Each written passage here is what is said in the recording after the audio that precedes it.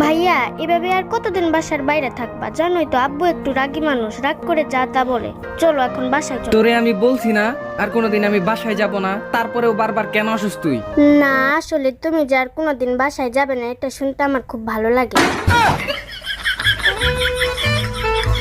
আপনি কি অন্যের বউ অথবা জিএফ নিয়ে ঘুরতে চান? তাহলে আজই রিক্সা চালান।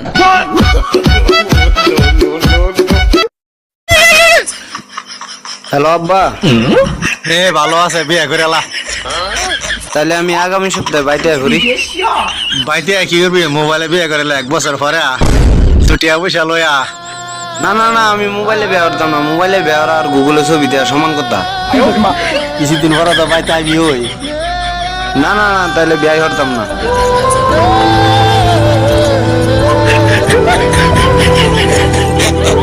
কে আমার বুকানা খান্দাইলো কেন বুঝলাম না। দাঁড়া দাঁড়া, কি গানটা শুনে আমার মনে হয় চোখ বেমান একলাই করতেছে।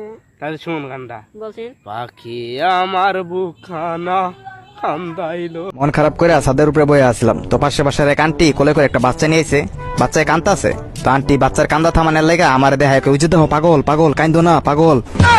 কেমন মেজাজটা গরম হয় ভাই কন্ত? আমি আর কাউকে চাই না, কারণ তুমি আছো না, আছো না। আম্মু ভাইয়া প্রেম করে।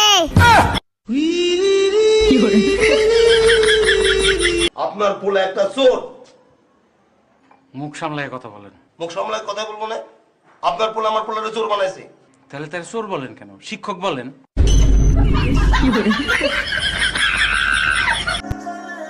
কতদিন হয়ে গেল একটা বিয়ে করি না।